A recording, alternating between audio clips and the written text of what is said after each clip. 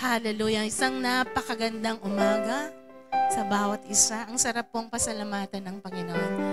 Indeed, He's so wonderful in our lives. Amen. Thank you, Lord. Thank you, Jesus. We worship you. We just exalt you. We're so grateful, oh God, for your faithfulness, for your goodness. Salamat po, hindi nagmamaliw ang iyong pag-ibig sa amin. And we love you and honor you, Jesus. In your name, amen, amen. Thank you, Jesus. Thank you, Lord. You can be seated po. Praise God. Muli po isang magandang umaga po sa bawat isa sa atin. Thank you, Lord. Meron po tayong first-timer, si Lance Cedric. Si Lance Cedric invited by Elijah. Ayan. Ayan, asan siya? Si Elijah. Hello, Lance. Kala ko si Elijah ni Ate. Kaya natawa ko, si Elijah. Welcome, Lance, sa Christ in You, Mabalacat. Praise God. At yun pong ating t-shirt, yung hindi pa po naka-avail po ng t-shirt for the 45th anniversary po ng Christ in You. Lista po kayo or mag-order sa ating mga ushers sa baba mamaya po. 300 pesos po yung ating t-shirt. April 20 at 4 p.m. tayo pong lahat ay pupunta doon. Tayong lahat. Lahat tayo. Yun. Pupunta po tayo doon sa C127. We're so blessed. Paano ba? Ganito? Ganyan? Meron. Ay, paano? Ganyan? Ganito? Sige po. Bibili na ako ng microphone ko. Yun po ay, it's really God is faithful 45 years. We're so blessed kahapon po. Nakaayos na lahat. Wala na yung bako-bako. Nakaputol na yung mga grass. Nakatayo na yung mga, yung for the foundation. Dami, 30 plus. The area is being prepared for the 45th ating anniversary na pagpunta po natin doon. Nakakalula po ang lawak. Ang laki-laki. Meron pang isang 7,000 square meters na hindi pa nakaprepare, no? Doon sa side. Yun pa lang, diretso na yon. Grabe, God is so faithful, no? For 45 years in the making. Hallelujah. At tayong lahat po ay kabahagi po doon, ano? And yun pong ating blood camp doon sa Magalang. If there is anyone who is interested sa March 29 po yun at 6 a.m., no? 200 pesos po yung contribution, kumbaga doon sa mga gamit. So if anyone is interested, dapat po naka-fast kayo ng at least 8 hours, 8 to 10 hours po. Ano? And then, meron din pong Women's Fellowship. If any of you wants to attend our Women's Fellowship, doon din po sa Magalang at 6 p.m. Ang atin pong topic is about fire prevention. Ayan, hahabol tayo ng fire prevention. Ano kaya yon? Okay? So, yan po yung mga bagay na nais nating ipaalam po sa inyo. And of course, alam nyo na po yung mga schedule ng ating mga services. Tayo po'y darako sa ating paghahandog. Thank you, Lord. Ayan, yan. Pinalitan na nila. Hindi na ako bibili. Alam niyo po, God is so faithful. Amen? In everything, that even in our finances, God always provides. Amen? Tayo po'y manalangin. Thank you, Jesus. Maraming salamat, Lord, sa lahat ng pagkakataon po. Napakabuti mo sa amin. Maging sa aming mga paghahandog, pag-iika po. Ikaw ang siyang patuloy pong nag-enable sa amin upang maging kabahagi po kami sa gawain sa lugar pong ito. At marami pa pong mga tao ang makakakilala sa iyo, Panginoon. Lord, salamat po, O Diyos, sa kabutihan mo, sa bawat trabaho, sa bawat business na pinagpapala mo, Panginoon. At sila na wala pa pong mga trabaho, Lord, I pray for your favor be upon them. Sa kanila, Panginoon, na patuloy mo pang binibigyan ng direksyon for a business, Lord. Your wisdom be upon them, Lord God. And all glory will be given back to you. We thank you, Father. In Jesus' name we pray. Amen.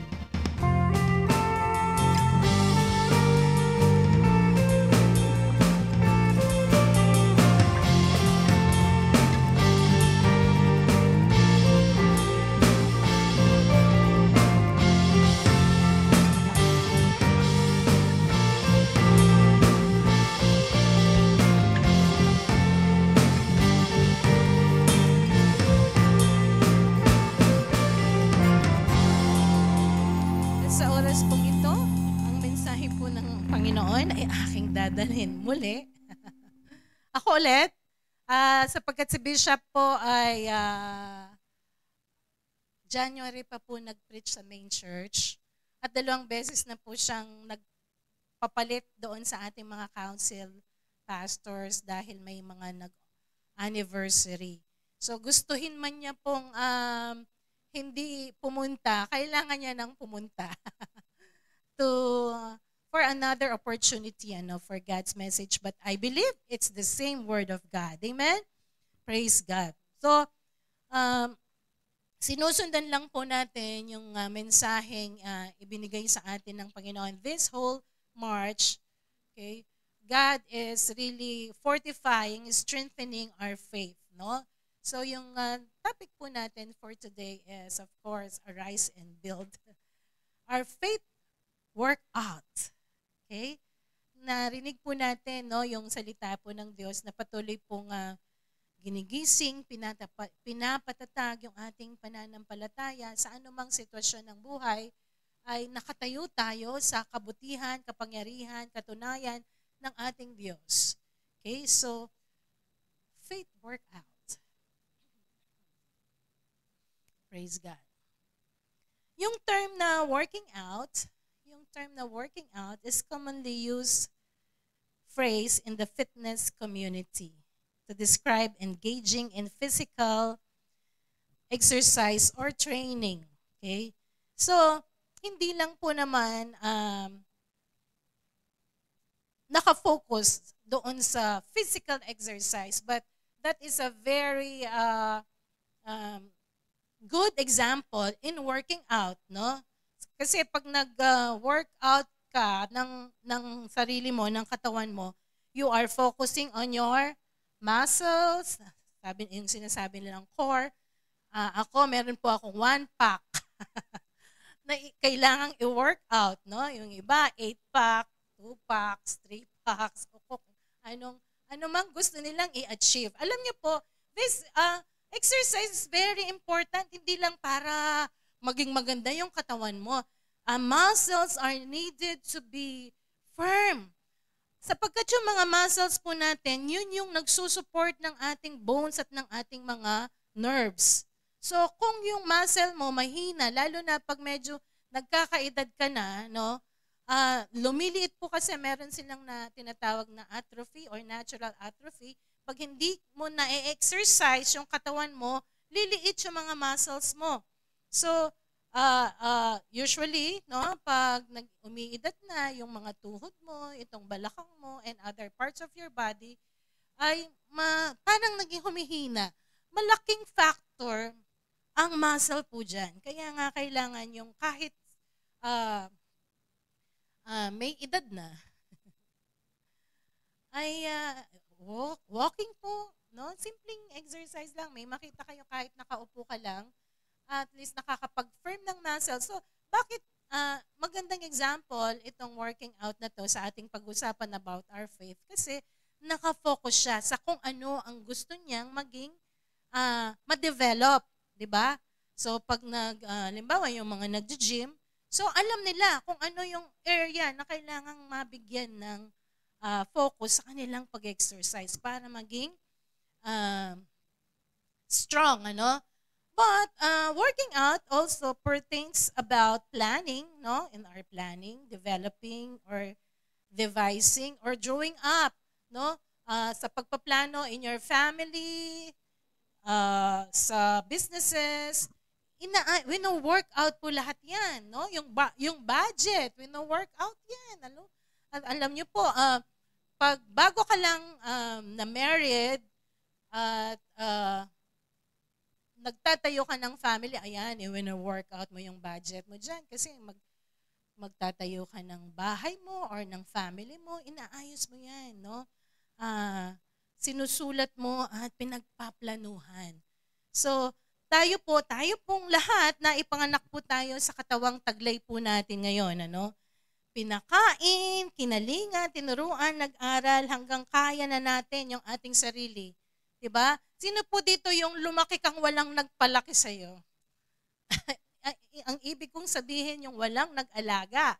Hindi ka tinulungan, no? Para ma-develop ka o mag-grow ka at mag-mature ka bilang isang tao. Lahat po tayo ay inalagaan ng ating mga magulang. Okay? Pinakaya at pinaaral. Hanggang sa sitwasyon natin ngayon, no? Ang bawat isa, nung panahon na kaya mo na yung sarili mo, ipinagpatuloy mo kung ano yung dapat mong gawin sa iyong sarili.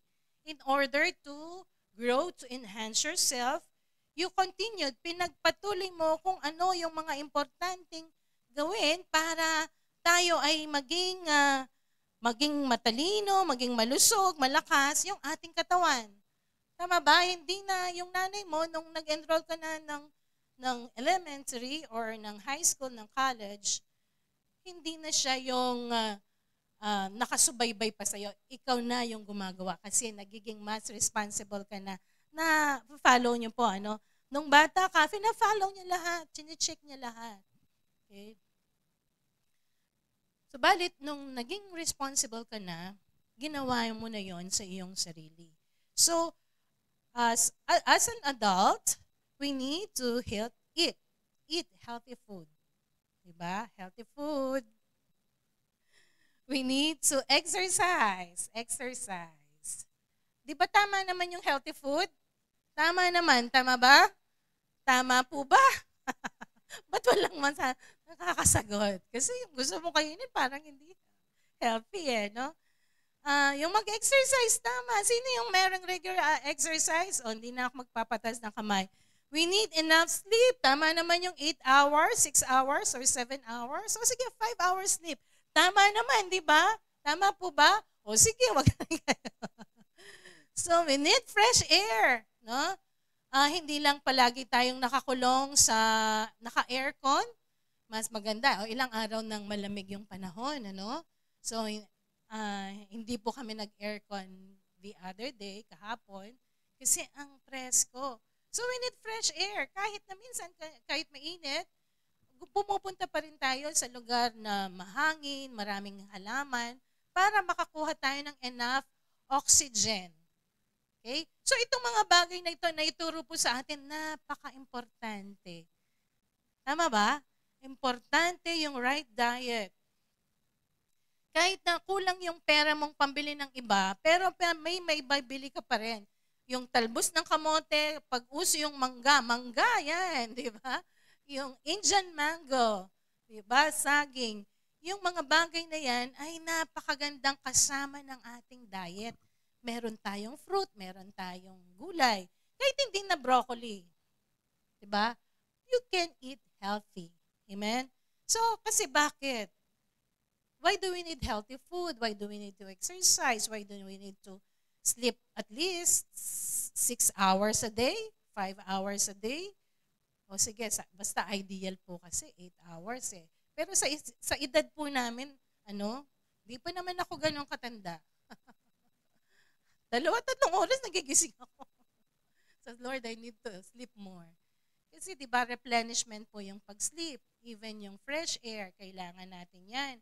1 week ka sa trabaho, naka-aircon ka, natotoxic ka na. Kasi nga yung oxygen ng brain mo, masyado ng maraming carbon dioxide. Tama ba yung sinasabi ko? So yung oxygen kailangan. Kaya nga minsan kahit pasyal-pasyal ka lang sa mga preskong lugar, yan sa CDC, kung meron sa kapitbahay ninyong mahalaman, magstay po kayo doon. No? If you have time, and means also go to a beach to also inhale ions, negative ions. Kailangan po yan ng katawan. Okay?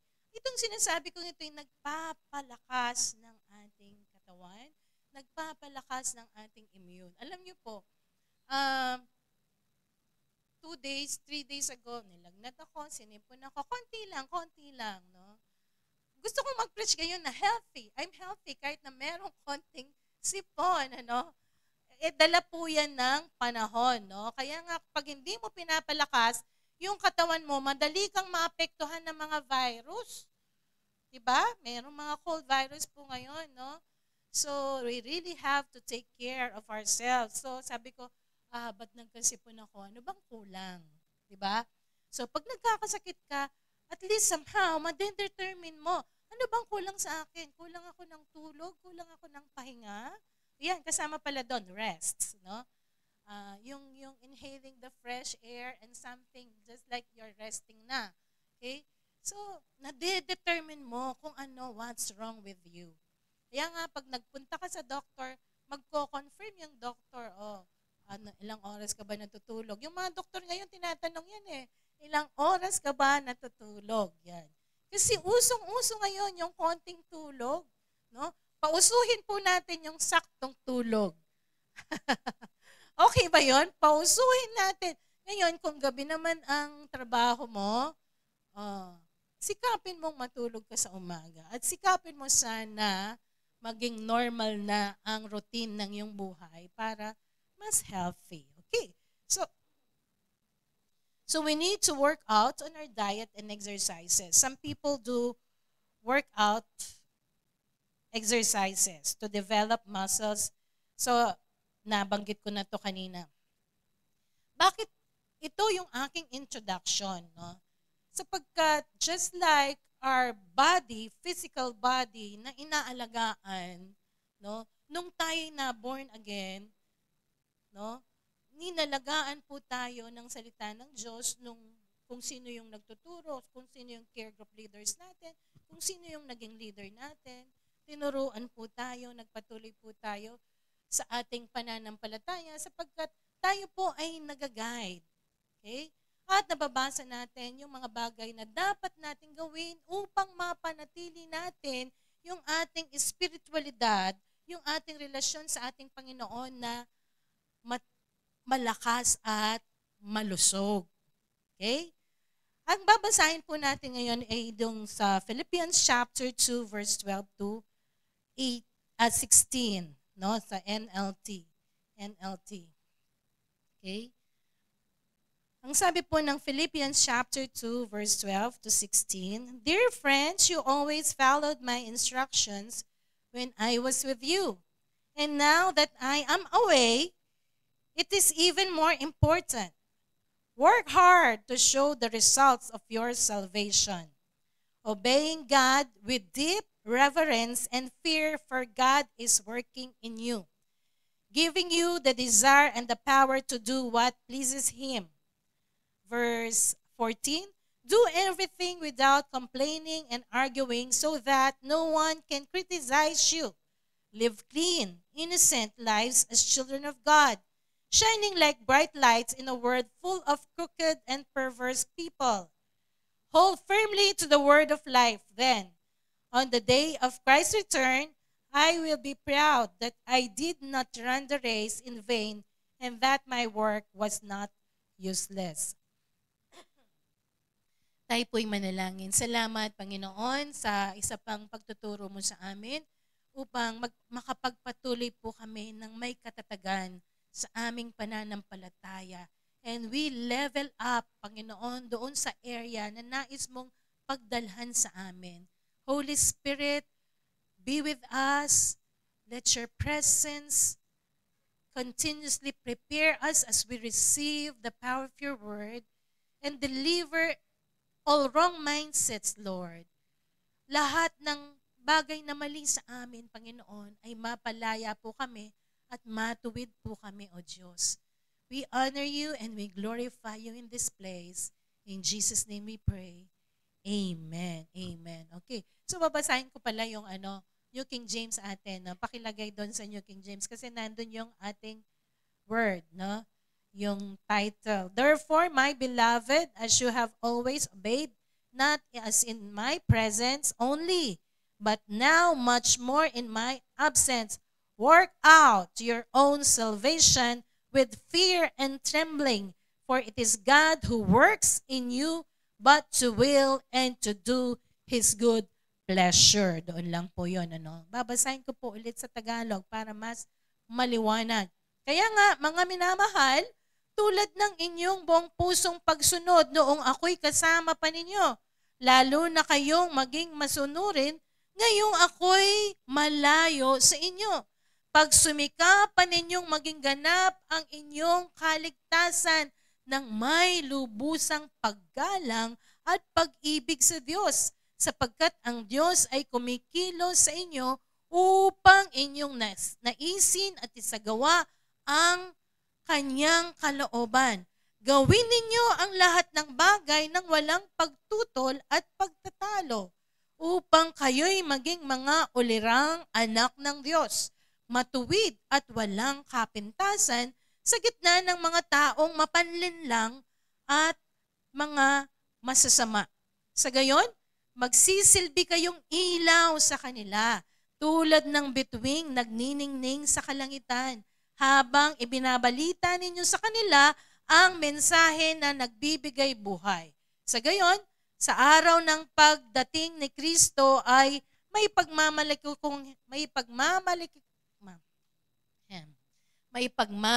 kong hindi nawala ng kabuluhan ang aking mga pagpapagal sa inyo. Again, napakalinaw po. Malinaw po ba yung binasa natin? Pwede na ulit tayong umuwi ng maaga. I-meditate na lang natin yan. But sayang naman po yung ibibigay na oras sa akin. Okay, so we see we are saved by grace. Niligtas tayo ng biyaya. Bakit sinasabing work out your salvation with fear and trembling? Ano ba yung ating gagawin pa? Ginawa ng lahat ni Kristo. Okay, have you thought of that as we read the verse? So we are saved by grace. Yan po ang sinasabi ng Ephesians chapter 2 verse 8, sapagkat dahil sa kagandahang loob ng Diyos, kayo ay naligtas sa pamamagitan ng pananampalataya. We are saved by grace through faith.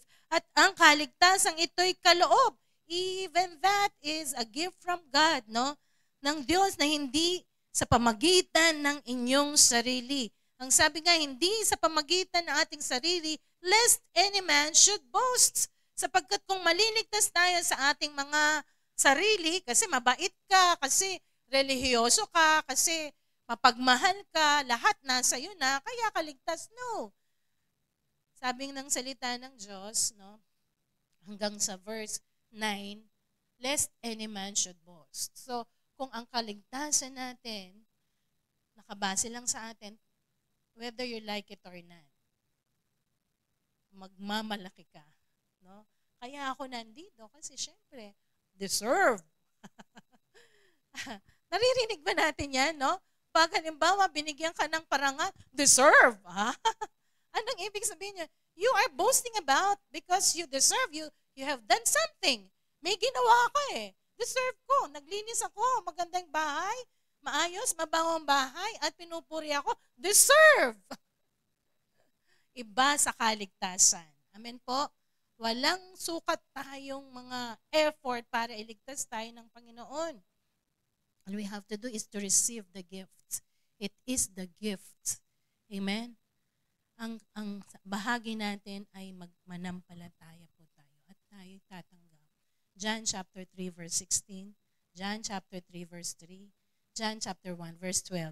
Parang palagi ko yung dinirecite pero hindi ko na siya sasabihin today. So, gusto ko lang po na maging malinaw sa atin yung ating kaligtasan na tinanggap sa ating Panginoon. Tunay na biyayang ipinagkaloob sa atin yan ng Diyos. Sapagkat wala tayong ginawa para dalhin siya doon sa krus o mamatay siya doon sa krus. It is His own will. And itong kaligtasan na tinanggap natin, yung kapatawarang tinanggap natin sa ating mga kasalanan, ay ito'y ating pinapahalagahan at ito'y ating bibigyan ng hustisya. Okay? So, pag sinabing work out your own salvation, you work out your salvation with fear and trembling. Hindi ibig sabihin na kulang ang ginawa ni Kristo. Okay? Makinig po tayong mabuti. Sinabing, pag sumakita ninyo, ayon doon sa ibang translation ng Tagalog, hindi ibig sabihin, kulang. Okay? Kulang ang ginawa ni Kristo. Halimbawa, yung example ko po kanina, tayo ay ipinanganak. Okay? As a person. At tayo ay inalagaan ng ating magulang, ng ating nanay. Tayo pinalaki. Nung tayo lumalaki, naging responsible tayo. Ngayon, kaya na nating patakbuhin yung sariling buhay natin.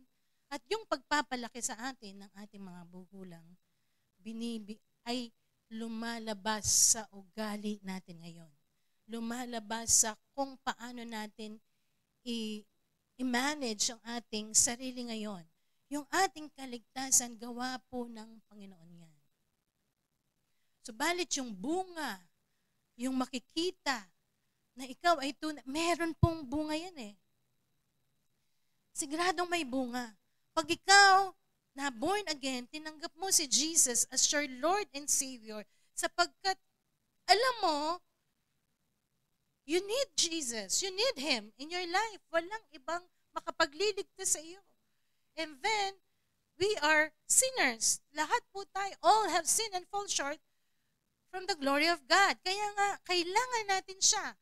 Sinabi nga natin nung nakaraan, nandito tayo dahil mahal natin si Lord.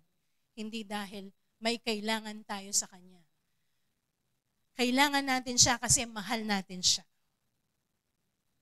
Amen. Hindi tayo nagmamahal sa Kanya kasi may kailangan tayo sa Kanya. Okay. So, you understand that enough, So, kailangan po na mailabas yung winork in sa atin ng Panginoon. Ano yung sinabi po doon sa verse 12? Dear friends,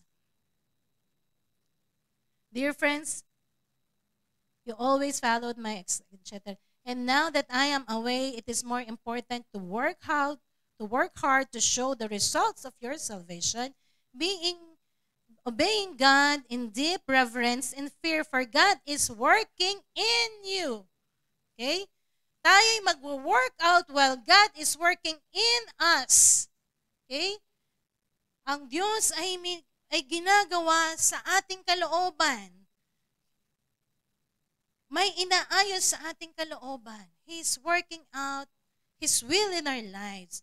So all we have to do is to really obey what He wants us to do. Okay? So titignan po natin yan ng mas maliwanag. Okay? So, tayo naligtas, ibig sabihin, we were justified. Pinapaging matuwid. Nung tayo tumanggap kay Jesus, we were justified. Justification means pinapaging matuwid. Just as if you have not sinned. Okay? So, nilinis tayo, pinatawad tayo sa ating mga kasalanan, tayo nagkaroon ng kaligtasan and we are justified by faith. Okay? Parang wala kang naging kasalanan. Naintindihan po natin yon? Nilinis ka ni Lord. No? So, i-convince mo yung sarili mo, that is the will of God. Okay? Kahit nagnakaw ka pa, pumatay ka pa, nung ikaw ay humingi ng tawad, nagsisi sa iyong kasalanan, pinatawad ng lahat ng Panginoon yung ating mga kasalanan just as if hindi tayo nagkasala sa Kanya. Remember, 10 Commandments, yung pumatay o kung ano yung masamang ginawa natin, ay ginawa nating laban sa Diyos. Nagkasala tayo.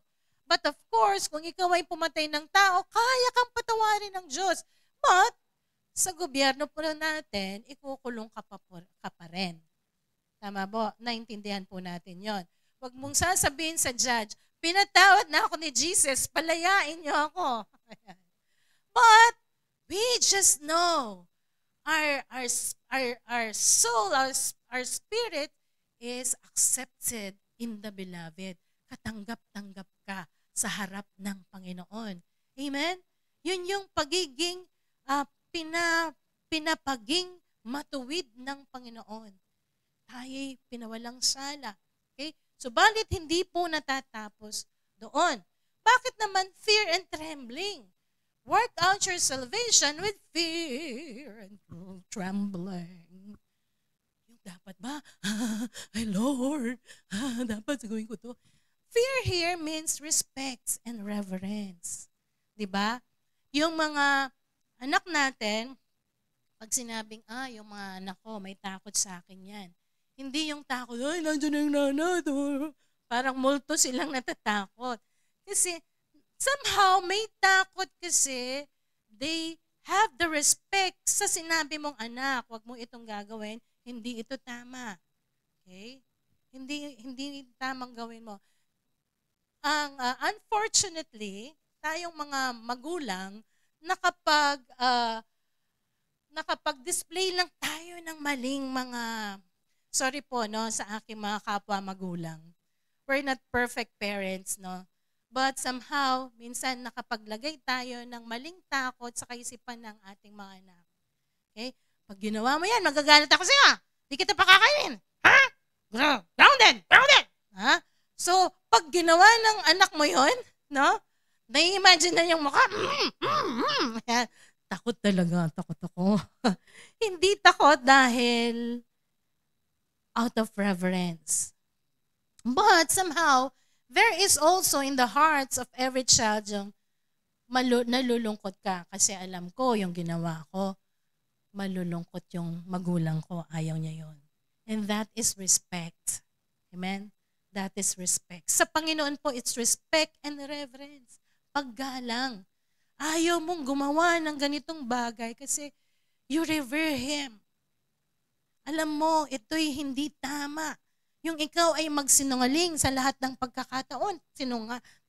Pero sa kalooban mo, sinasabi ng Holy Spirit, that's not right. That's not good. Because lalo lang makakapasok ang gawa ng kaaway sa iyong buhay pag nabuhay ka sa pagsisinungaling and so on and so forth, no?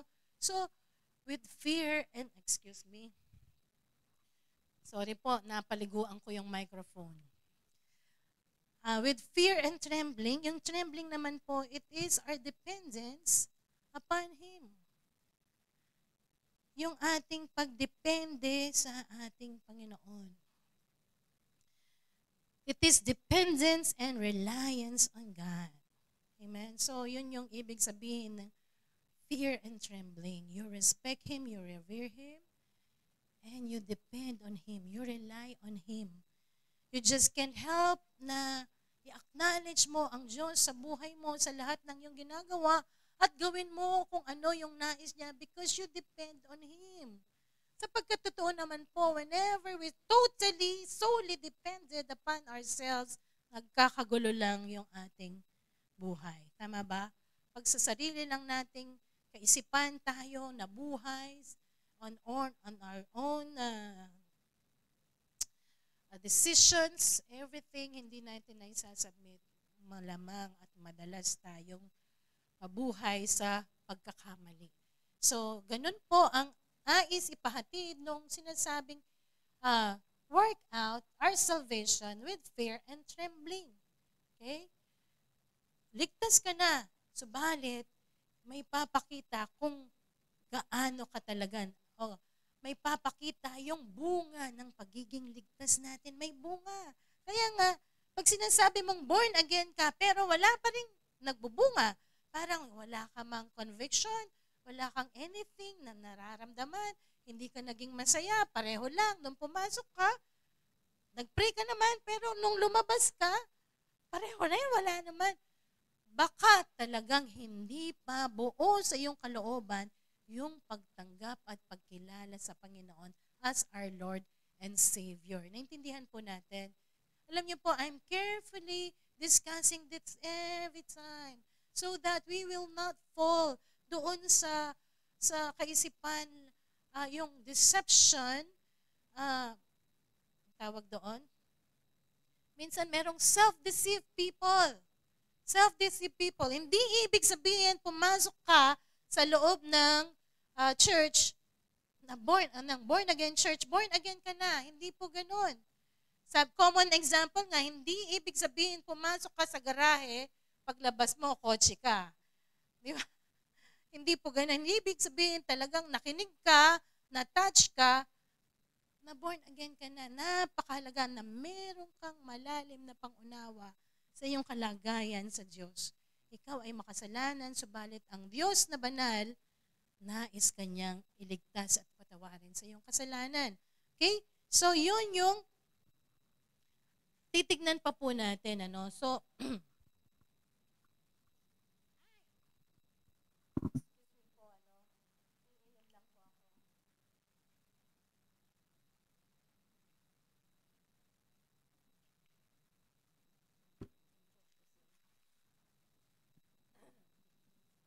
yun, yung number 1 is microphone, tubig pala. Number 1 po, yung workout. That is our part. Workout. Hindi pwedeng sabihin mo, sister, mag-workout ka nga para maging malakas ako. Hindi pwedeng ganon. Okay? O sister, sige nga, kumain ka ng kumain para maging malusog ako. It is our part. Okay? Na alagaan yung ating spirituality. Okay? Hindi na ipakita yung picture na ayan. Cute kasi, kaya nilagay ko. So, nag-workout po tayo. Yan ay bahagi po natin, no?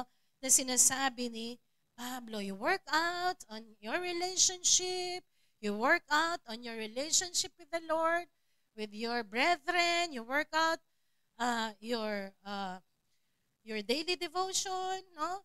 Yung paglilingkod sa Panginoon, inaayos po natin yan. Binibigyan natin ng magandang pansin. Actually, meron pa yung isang picture, hindi ko na lang pinakita. Yung isang matandang adult person na nag-exercise, natulog. Minsan, alam mo, this is something good, pero parang hindi mo nagagawa. Tama ba? But, always remember, just keep on making a great decision of really doing what is right. Hindi ibig sabihin, yun, hindi naman nag-exercise, pero malakas naman siya. Baka meron siyang ibang paraan para exercise yung kanyang katawan. So sa ating buhay, no, maraming mga challenges in our faith. Okay?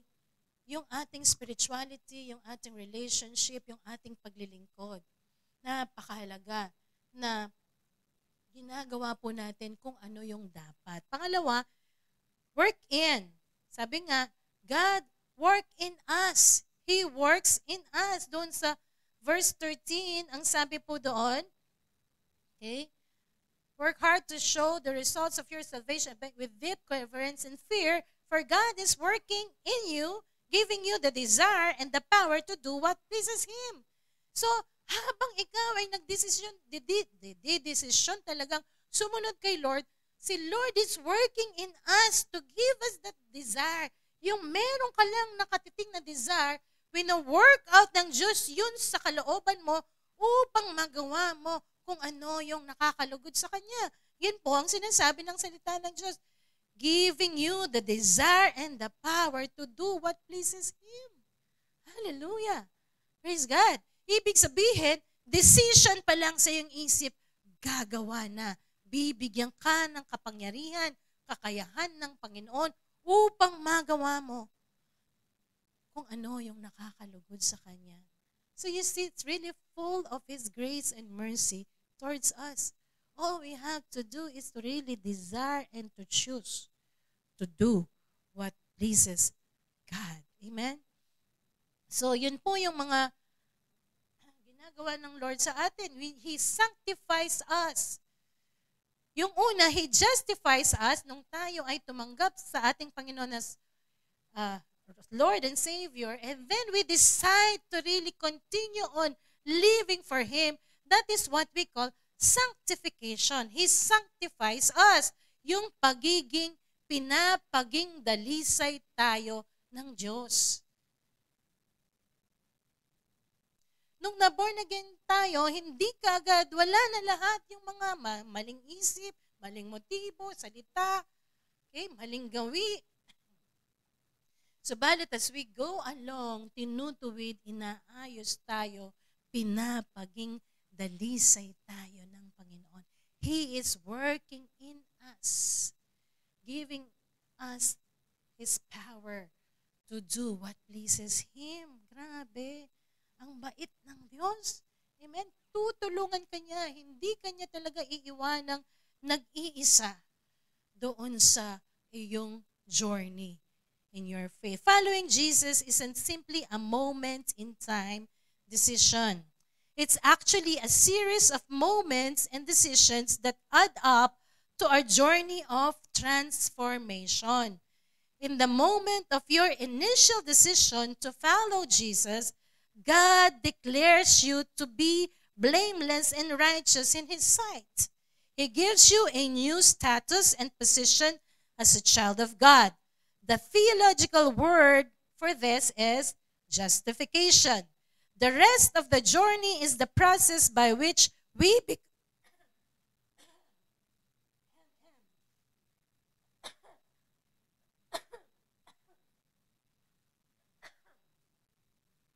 ang aking lalamunan ay pinapaging dalisay ng M. Ayan. Excuse me po, ano?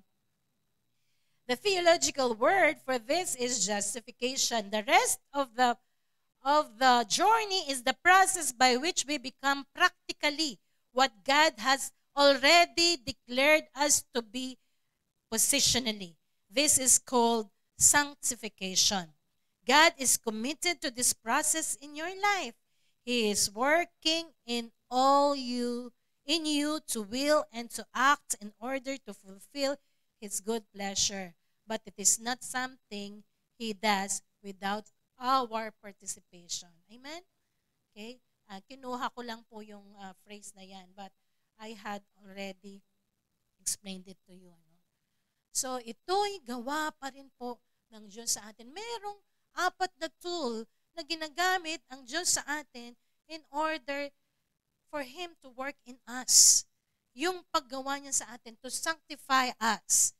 Number 1, basic yet important.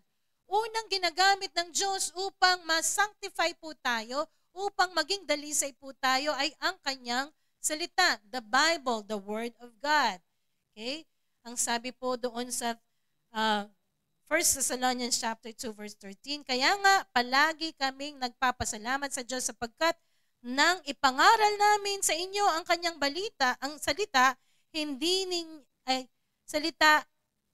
ninyo ito tinanggap mula sa tao, kundi bilang tunay na salita ng Diyos, at ang bisa nito'y nakikita sa buhay ng mga sumasampalataya. So mga kapatid, it is our responsibility to really feed ourselves with the Word of God. Nakikinig tayo every Sunday, and we have our Bible. We read the Word of God, no? We make a plan to read the Word of God. Yun po'y tumutulong sa atin upang ma-work out natin. Yun yung, sino ba yung magbabasa kasi? Diba, brother? Brother Mike Kalagyo na, brother. Brother Mike, pakibasa mo na yung mga kanako yung Proverbs. Wanta, tumalino ko. Diba? Ako po ang magbabasa. Hindi si Brother Mike. Si Brother Mike, mapupuno siya ng katalinuhan pag binabasa niya ang salita ng Diyos. Eh kung siya, pinupuno ng katalinuhan mula sa salita ng Diyos, eh di gagawin ko rin yun. Amen. Naniniwala po ba tayo na ang healthy diet ay maganda sa katawan?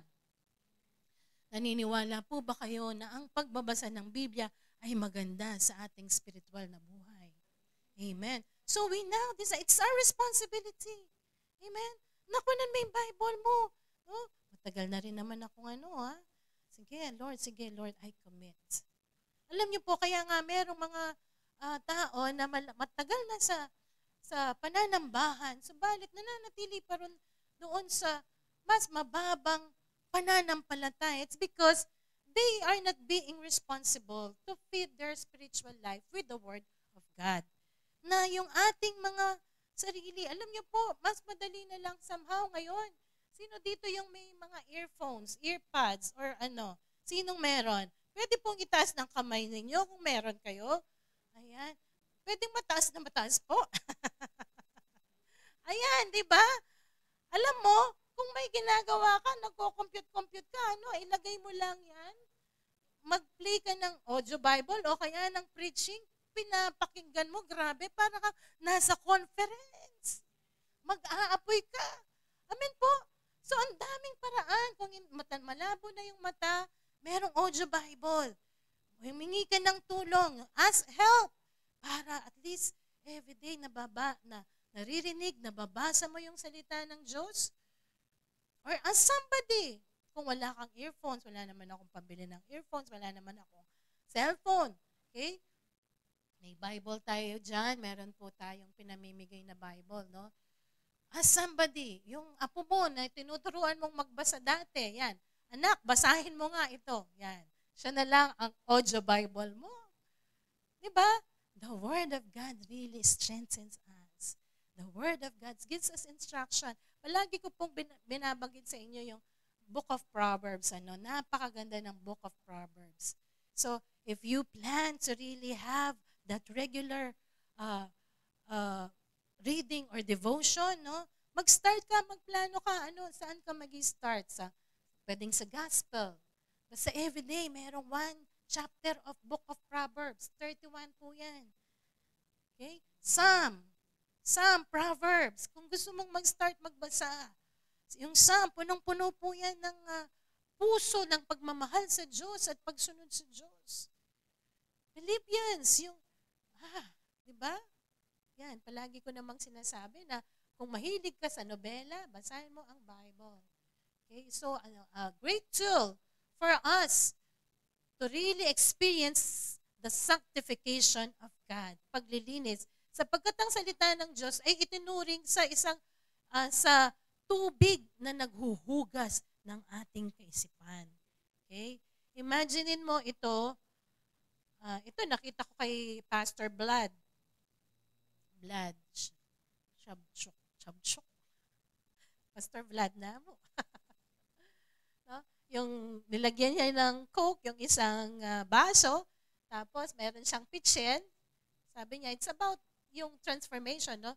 At binuhos niya doon yung tubig, doon sa pitchen, hanggang sa nawala na yung Coke. No? Nawala na yung color. So whenever we read the Word of God, yung kaisipan natin na merong maling mga bagay, nililinis po yan ng salita ng Diyos. Amen? So number 2, okay, it is our time spent with God in prayer. Panalangin. Alam niyo po, ito, kung baga, nung tayo ay bata, pinakain tayo ng yung right kind of food at tayo nag-grow. Kung nais talaga nating mag-grow in our spiritual life, mag-grow sa ating relationship sa ating Panginoon, no? Pray. Okay? Prayer is like breathing. Okay? Hindi tayo mabubuhay kung hindi tayo hihinga. Okay? Hindi tayo makakapagsalita kung walang air. So, napakalaga yung panalangin. Pray. Ang sabi nga, pray without ceasing. Ang sabi dyan sa Matthew chapter 26 verse 41, magbantay kayo at manalangin upang huwag kayong madaig ng tukso. Ang spirito ay nakahanda, ngunit ang laman ay mahina. Okay? Mahirap po bang mag-pray? Maaring sa una, parang, paano ba? Diba? Kausapin mo lang ang Panginoon. Ang sabi ni Jesus doon sa Matthew chapter 6, this is how you pray. Verse 9. This is how you pray. Our Father who art in heaven, hallowed be your name. Your kingdom come, your will be done on earth as it is in heaven. Give us this day our daily bread, and forgive us our debts as we forgive those who have sinned against us. Baka na niyang pakanta. Ha? Lead us not into temptation, but deliver us from evil. Amen.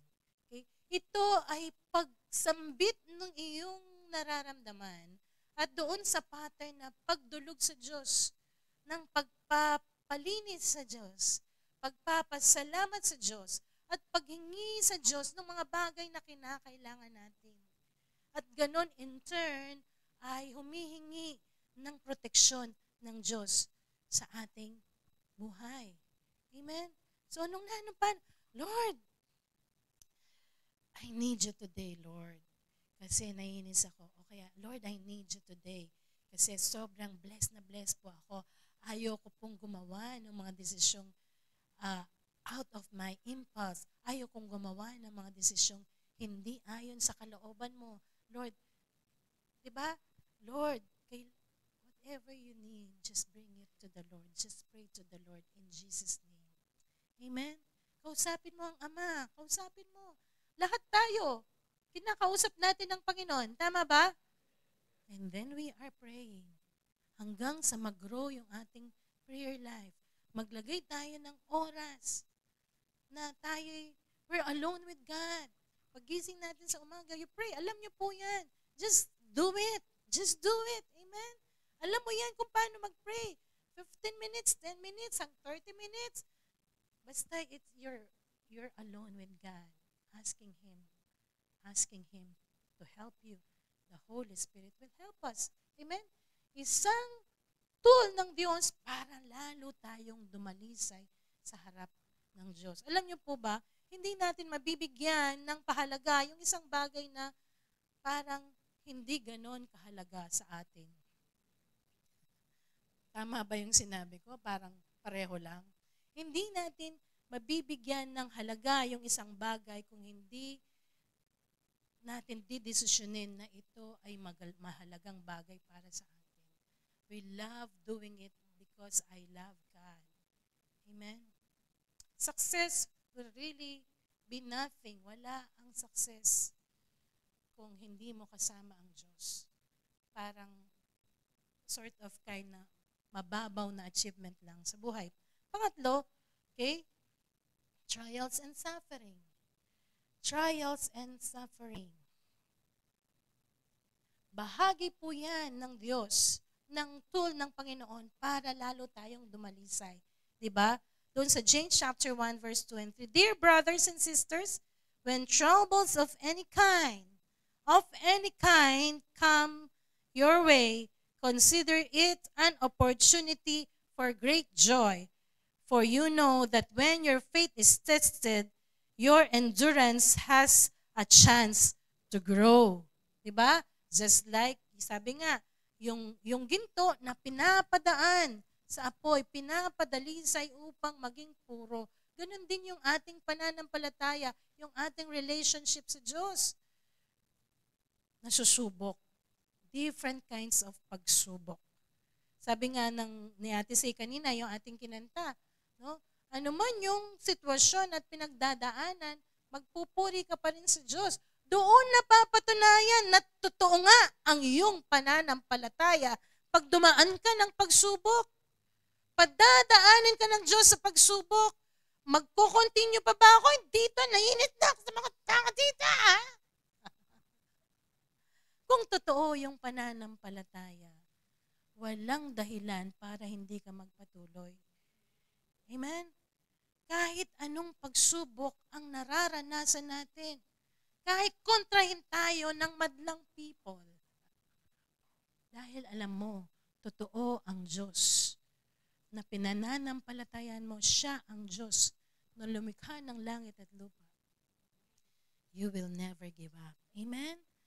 Magkakaroon ng daan, ng pagkakataon para tayo mag-grow. Yung bata, pag bata pa lang yan, pabubuhat mo lang sa kanya yung mga maliliit na container. Pag malaki na, no, lalo na kung mag-workout, pabubuhatin mo siya ng galon ng tubig. Now, JC, yan. Siya ang aking tagabuhat. Diba? Kasi kaya niya na, malaki na siya. So, at least a measure na pinagdadalhan sa atin ng Panginoon upang makita natin na kaya natin sa pamamagitan niya. You see, di ba? Sa pamamagitan pa rin ni Lord. Di ba? Sabi nga nung narinig ko, sinasabi natin, hindi ibibigay ni Lord nung hindi natin kaya. It's true because siya ang nagbibigay ng enablement pa rin sa atin. Kasi hinahayaan niya tayong mag-grow sa ating experiences. Di ba? Hindi ko ipapabuhat kay JC yung 5 galon na tubig kung siya ay 5 years old. Okay? Kung siya ay, kung mag-workout, siguro na siya at 5 years old, baka kayanin niya. Naintindihan po natin. So, always treasure your experiences, even in trials. Alam ko po kung gaano kahirap dumaan ng pagsubok. Pero sabi nga ng kinanta natin, no? Kahit nandun ka, magsasamba, Lord, salamat pa rin. Salamat pa rin. Nung kami nasa lahar, nakikita ko, wala na yung bahay namin. Wala na, hindi namin alam paano kami lalabas. Naririnig na yung mga helicopter sa taas, paano kami sasakay ng helicopter. At ito pa yung takot ko nun eh. Baka mahulog ako pag sumakay na ako. But anyway, in my heart, sabi ko, Lord, salamat, buhay pa po kami. Lord, salamat, buhay pa po kami. Lord, salamat, meron pang pagkakataon na kahit nawala na lahat, kung ano yung meron kami, we have our lives. And God can start it. Bagong buhay. Amen? So, maraming mga pagsubok.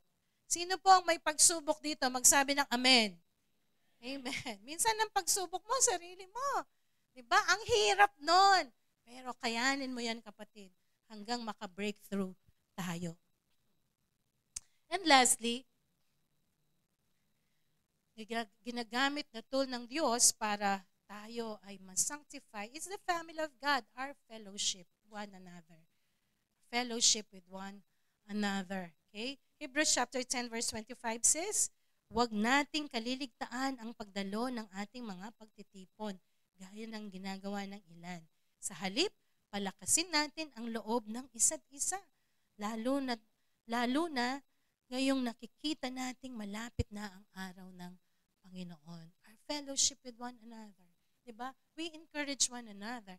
And then, pag palagi pa kayo magkasama, magkikiskisan pa kayo one another. Sister, ang sinabi niyan, pero lalo ka lang nag-grow in your relationship. Amen? Alam niyo po, mas lumalawak yung ating pang-unawa sa kanya-kanyang ugali ng tao. Meron po akong staff sa school na ayaw niyang may kasama sa bahay. Sabi ko, why? Ayoko yung may iniintindi. Gusto ko sarili ko lang. Okay? Sa una, pinapakinggan ko lang siya. And then, as she observes around, and the things that the Lord wants her to experience, doon niya nakita, I cannot live alone. Ang sabi niya, Pastora, thank you. I now understand that I cannot really live alone. I need someone. Yung iniiwasan niyang kiskisan, kaskasan, yung irritation, nagpakita sa kanya na lalo lang siyang mag-grow, lalo lang siyang magmamature in her understanding and in her love for other people. Amen po? So, yung fellowship, huwag nating, ayoko naman dyan kasi baka i-criticize ako, etc., etc. No. Give yourself a chance. Amen? Fellowship, every one of us is growing. Every one of us is maturing. Kaya nga yung wala pang a small group pa rin, no? Yung ating care group, join a care group. You ask our leaders po dito, paano tayo maka-join ng small group. Dito, we fellowship after Sunday minsan. Ano kasi pangalan ni sister? Nakalimutan ko na. Pero sa care group yan, memorize mo. Kasi they encourage and inspire us, one another. Yung karanasan ng ating kapwa ay nakakapag-inspire. At yung karanasan natin, mai-inspire yung iba. Yung na mga challenges natin, magiging kalakasan sa iba. Amen po. So itong apat na to, yung ginagamit na tool ng Diyos sa atin upang mag-grow po tayo. Amen? So, number 1, we work out. Pangalawa, God works in through these 4 tools. And number 3, we shine. Tayo ay magniningning while we are working out our salvation with fear and trembling, we shine for Jesus. Ang sabi po niya dito, gawin ninyo ang lahat ng bagay ng walang pagtutol at pagtatalo upang kayo'y maging mga ulirang anak ng Diyos. Matuwid at walang kapintasan sa gitna ng mga taong mapanlinlang at masasama. Sa gayon, magsisilbi kayong ilaw sa Kanya. Ibig sabihin, we build a right testimony. Okay? Yung sinabing walang kapintasan, we are nga being sanctified. Unti-unti tayong dinadalisay ng Panginoon. I had an experience noon na parang naglilihi yata ako noon kay CJ. No? Nasa Chowking kami, kakain kami. Nag-order ako. Tapos, ang dami nang dumaan na na-serve sila. Kami hindi pa. Gutom na ako. Parang binigyan ko yung sarili ko ng karapatan na magalit. Sabi ko doon sa talagang laking pagsisisi ko po doon sa cashier. Sabi ko, gumanon ako. Bigla siya. Sabi ko, nandin kaya pakita na nakaranop. Odeta tinala. Odi kami ng milyari. No? Talagang nataranta.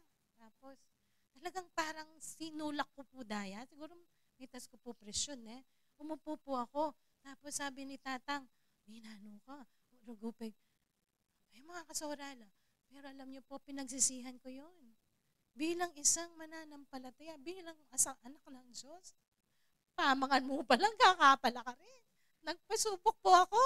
Minsan dumarating tayo sa ganyan. Hindi po ibig sabihin, hindi na ako born again. Subalit dinadalisay ako ng Diyos doon sa bahaging yun ng buhay ko. Nakita ko, Lord, mahina pala ako pagdating dito. Parang, kasi buntis kaya ako, naglilihi kaya ako. Minsan totoo naman po. No, don't be too hard on yourself. Minsan talagang pag nagme-mens ka or buntis ka, madali. Kaya lang magbantay. 'Di ba? Parang sasabihin mo, pag may mens ako, hindi ako born again. Ang attitude ko, hindi born again. 'Di ba? But tayo naman po na nakakaintindi, intindihin natin kung nagkakaroon ng sometimes our outbursts yung ating kasama, then we pray for them, Lord, patatagin mo po siya. Amen?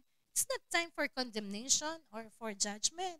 Kung hindi, sa mga nagkakamali, kailangan unawa at panalangin. At sa iyo na nagkamali, kailangan pagsisisi at pagsunod sa Diyos. Amen po? Kaya nga, ganun tayo inaayos ng Diyos. Hindi tayo perfect, 100% excellent, alam na natin. Subalit yung journey natin, nakikita natin, kailangan ko pang mabago dito. And then, pag yung mga tao nakita na meron tayong patience, meron tayong love, may peace sa ating buhay, we will be able to bring them to the Lord. Magsisilbi tayong ilaw para sila rin makita nila ang daan patungo sa tamang pananampalataya. Number 4, hold out the word of life. Ibig sabihin, yung salita po ng Panginoon, i-share natin. Ang sabi ni Pablo, ibahagi yung salita ng Diyos, the word of life. Para sabi niya, yung aking pagpapagal ay hindi nawalan ng kabuluhan. Yun yung sabi ni Pablo doon sa kanyang mga sinusulatan sa mga taga-Pilipos. Diba? Gising pa po ba kayo? Matatapos na po ako. Praise God.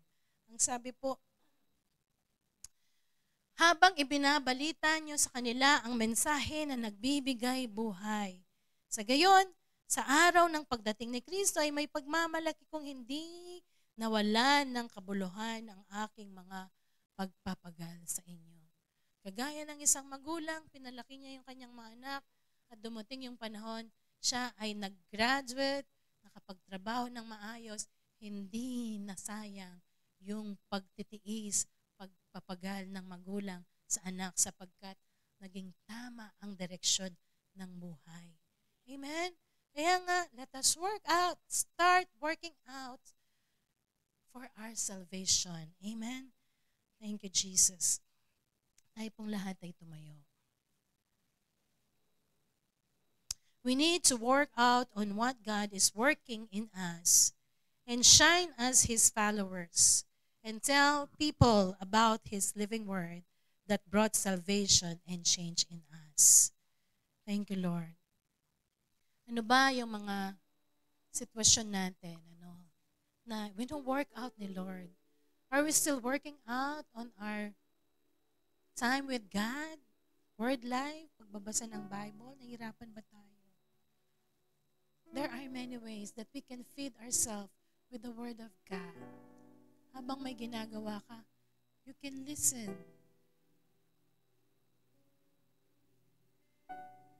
At habang may pinagdadaanan ka, just pray. Nandyan si Lord. Naririnig ka niya. Malalakasin ka ng kanyang spirito. Nahihirapan ng iyong kalooban. Nandyan lang ang Diyos. Nandyan lang ang Espiritu ng Diyos na handang magpalakas ng ating kalooban. Nandyan ang Espiritu ng Diyos na handang liwanagin yung ating kaisipan. Yung mga bagay na hindi natin naiintindihan. Just ask God, Lord, help me to know. Help me to believe. Jesus, help me. Yung ating mga karelasyon, yung ating pamilya, na minsan nasusubok tayo, just learn to love them and understand. Learn to love and understand yung kanilang journey sa buhay. Just keep on trusting God. He is purifying. He purifies. He purifies us. Hallelujah, Jesus. And this testimony that being built in us is a message to those people around us that we have hope in Jesus, we have strength in Jesus, there is peace.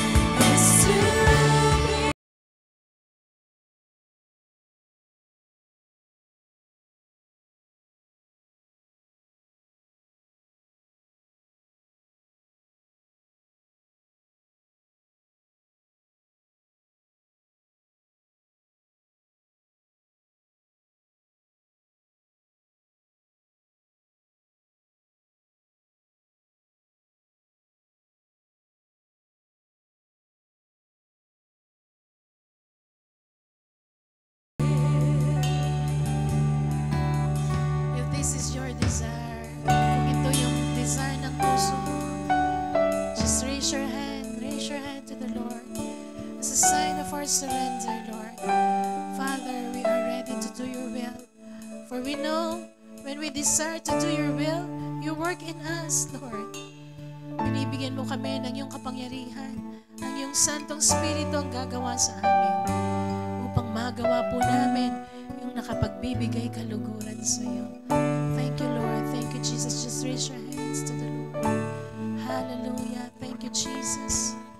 Yes, we are ready to do your will in our lives, oh God. You are faithful to us, Lord. Salamat, Lord. Salamat, Lord, sapagkat sa tuwing kami sumusunod sa iyo, mas lalo naming nakikita at nabubuksan yung daan ng iyong lakas, daan ng pagpapala patungo sa iyo, Panginoon. Lalo kaming mapapalakas, lalong mararanasan namin ang iyong favor sa aming mga buhay. Nakikita mo, Panginoon, sila na buong pusong nagtaas ng kamay, buong pusong nagtitiwala na ikaw ang gagawa sa aming pagsunod. Ikaw ang patuloy pong magpapalakas sa amin, Panginoon, sa aming paghakbang, sa aming pagsunod sa iyo. Ang kalooban mo ang siyang patuloy naming masusunod sa aming mga buhay. Ang iyong kalooban ang siyang mangyayari sa aming mga buhay, Panginoon. Salamat, Lord. Thank you, Jesus, for this life, Panginoon, sa buhay na ibinigay mo. Buhay na tunay na ganap at kasiyasiyang buhay. Lahat ng parangal ay patuloy namin ibinibigay sa iyo, aming Panginoong Jesus, aming Amang Diyos, at banal na Espiritu Santo na siyang gumagawa sa amin. We thank you, Father. Thank you, Lord. Thank you, Jesus. Seal this word in our hearts, Lord God. Make us, Lord, obey. Make us do your will in our lives. Thank you, Jesus. The Lord bless you. The Lord will keep you. He will make His face to shine upon you. And as you obey Him, His power is upon you. In the name of the Father, and of the Son, and of the Holy Spirit, everyone will say, Amen, amen. Thank you, Jesus. Thank you, Father. We bless you, Jesus. We glorify